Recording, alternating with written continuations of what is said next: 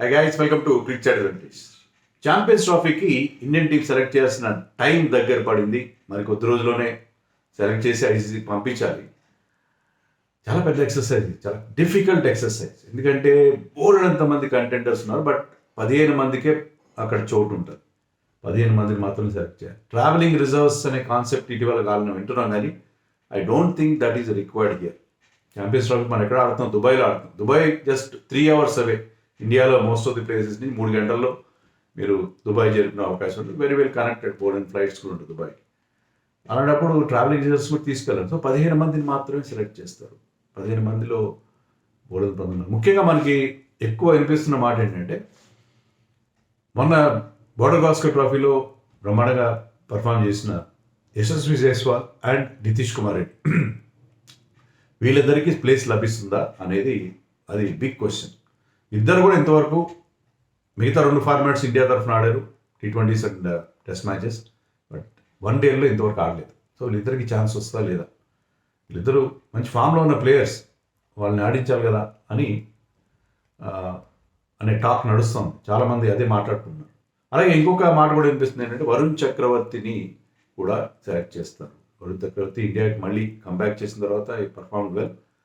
So అతను ఒక surprise వెపన్గా ఉంటాడు, వికెట్ టేకింగ్ బౌలర్గా ఉంటాడు. అతని కోసం సెలెక్టర్ని కూడా పంపించారు to assess his fitness, bowling గురించి ఫిట్నెస్. ఎందుకంటే Dubai stadium is a big stadium, అక్కడ బౌలంత రన్నింగ్ చేయాల్సి ఉంటుంది. Is not a quick mover.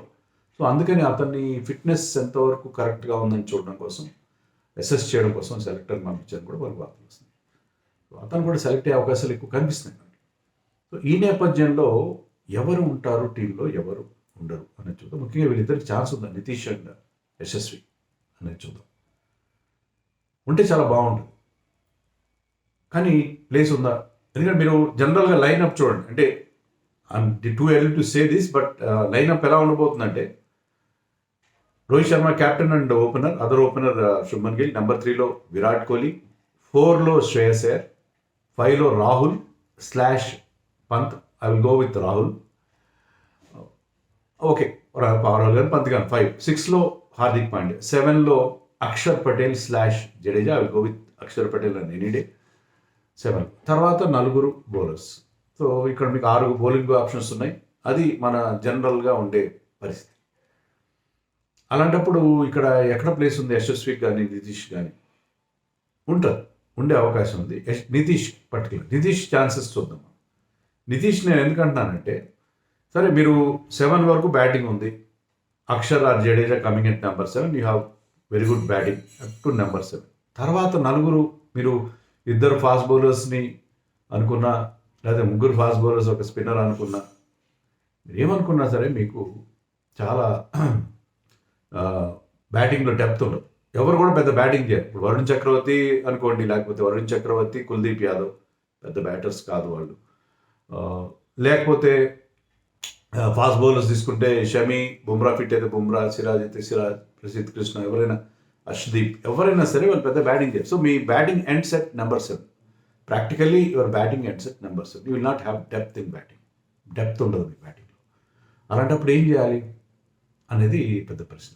అందుకే ఇక్కడ మనం నితీష్ కుమార్ రెడ్డి పిక్చర్లోకి వస్తాడు. ఎందుకంటే హార్దిక్ పాండ్యా 10 ఓవర్లు కాకపోయినా ఈ can give you 7 overs. So Hardik Pandya, Axar Patel కలిసి ఒక ఇద్దరి కోటాలో 15 ఓవర్లు వేస్తారు అనుకోండి. Nitish Kumar Reddy can bowl 5 overs అని అనుకుంటే, మనం అతని బ్యాటింగ్లో డెప్త్ కూడా ఉంటుంది. అతను మీకు ఆ ఎక్స్ప్లోజివ్ పవర్ కూడా ఇస్తాడు బ్యాటింగ్లో. ఎందుకంటే హార్దిక్ పాండ్యా ఒకడున్నాడు ఫినిషర్. సో నితీష్ కూడా ఉంటే అనదర్ ఫినిషర్గా ఉంటాడు. చివరిలో మీకు ఏంటంటే లాస్ట్లో ఒక 4-5 overs అప్పుడు వాళ్ళకి బ్యాటింగ్ వచ్చింది అనుకోండి, ఆ 6 hitting ఎబిలిటీ ఉన్న ప్లేయర్గా Nitish will be very very handy. మీరు అనొచ్చు వాషింగ్టన్ సుందర్ కూడా తీసుకోవచ్చు కదా, అతను కూడా ఓవర్లు వేస్తాడు కదా. ఎస్, వాషింగ్టన్ వేస్తాడు, కానీ అతను అంత పవర్ హిట్టింగ్ టైప్ కాదు. అతను బేసికలీ కరెక్ట్ బ్యాట్స్మెన్షిప్తో ఆడే బ్యాట్స్మెన్, పవర్ హిట్టింగ్ కాదు. ఇంకొక ఆప్షన్ మనకుంది రియాన్ పరాగ్. సో మనం ఆస్ట్రేలియాలో ఎలా అయితే థింక్ చేసామో 4 స్పెషలిస్ట్ బౌలర్స్తో వెళ్తే మనకి బ్యాటింగ్ డెప్త్ ఉండదు అని చెప్పి, ఇక్కడ కూడా అదే మన ఫార్ములా ఇక్కడ కూడా పనిచేస్తుంది. మీకు వన్ డేలో అయితే ఖచ్చితంగా అవసరం బ్యాటింగ్ డెప్త్ అవసరం. ముందుంటే వాళ్ళ బ్యాటింగ్ వస్తారా లేదనేది వేరే విషయం, కానీ ముందుంటే బ్యాట్స్మెన్కి ఏంటంటే ఒక కాన్ఫిడెన్స్ ఉంటుంది. ఒకవేళ నేను అవుట్ అయినా కూడా తర్వాత నితీష్ ఉన్నాడు, లేకపోతే రియాన్ పరాగ్ ఉన్నాడు అనే కాన్ఫిడెన్స్ ఉంటే ఏంటంటే they will go for their shots. లేకపోతే ఏంటంటే వాళ్ళు వికెట్ కాపాడుకోవడం మీద ఎక్కువ కాన్సన్ట్రేట్ చేయాలి, రన్ మేకింగ్ మీద లిమిట్ పెద్ద ధ్యాస పెట్టని పరిస్థితి ఉంటుంది. అది లిమిటెడ్ ఓవర్స్లో that will prove very costly. అందుకని నెంబర్ 8 దాకా బ్యాటింగ్ ఉండాలంటే should have multi skill players. మనకి ప్రాబ్లం ఏంటంటే మీరు చూడండి, నేను చెప్పిన టాప్ ఆర్డర్లో రోహిత్, గిల్, కోహ్లీ, రాహుల్, శ్రేయస్ వీళ్ళెవ్వరు బౌలింగ్ చేయరు. శ్రేయస్ బౌలింగ్ చేస్తాడు, యశస్వి బౌలింగ్ చేస్తాడంటే బౌలింగ్ వేస్తారు, నేను కూడా వేస్తాను, మీరు కూడా వేస్తారు. It should have some impact. వాళ్ళకి కొంత ఇంటర్నేషనల్లో బౌలింగ్ వేసిన అనుభవం ఉండాలి. తర్వాత బౌలింగ్ విల్ హ్యావ్ మరి కామెడీ బౌలింగ్ ఉండకూడదు.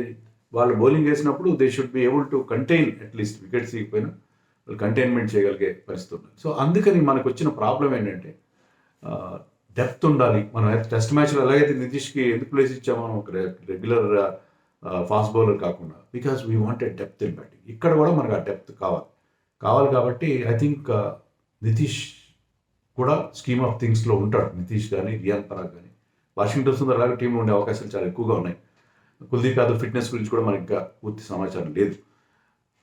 సో ఈ నేపథ్యంలో ఐ థింక్ నితీష్ కుమార్ రెడ్డికి ఛాన్స్ ఉంది. Nitish Kumar Reddy because he has performed well different conditions and showing very lot of confidence.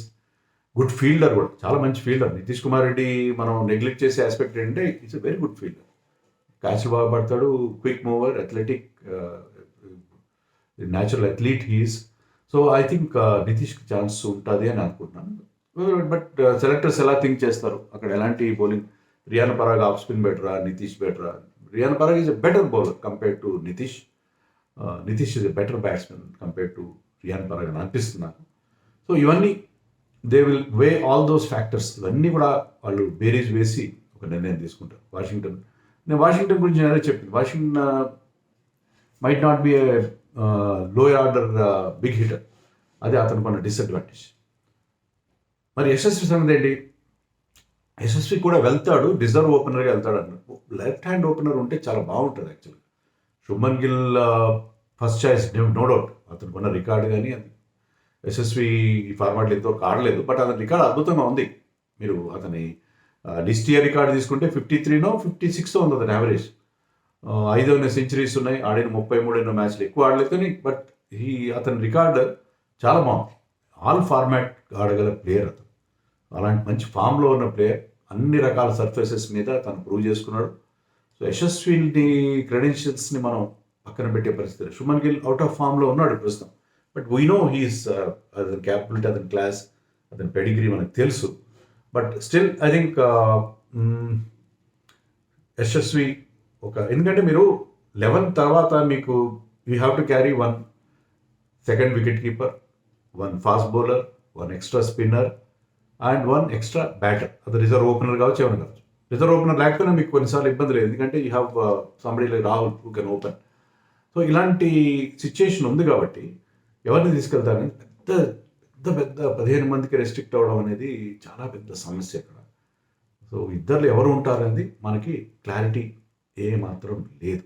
Yashasvi మీరు ఎక్స్ట్రా బ్యాట్స్మెన్గా తీసుకెళ్తే బాగుంటుంది, ఇట్స్ లెఫ్ట్ హ్యాండ్, అతను కూడా అడ్వాంటేజ్. కానీ మనం చెప్పినట్టుగా యశస్విని కూడా పక్కన పెట్టి if you can take a multi skill player like Nitish Kumar Reddy or Riyan Parag, మీకు ఇంకా బాగుంటుంది.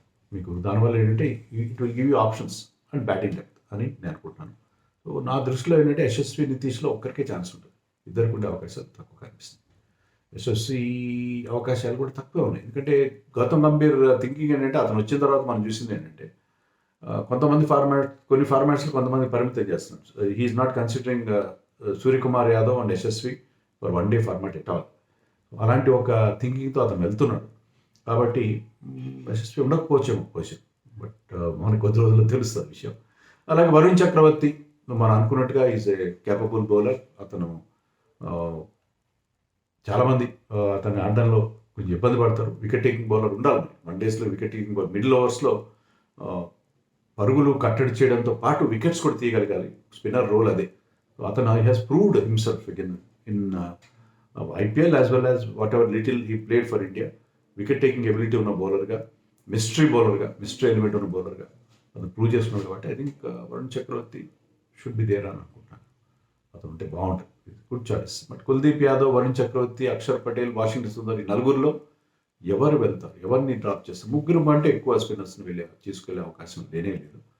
మూడో స్పిన్నర్ ఎవరు అవుతారు అనేది క్వశ్చన్ మార్క్ కదా.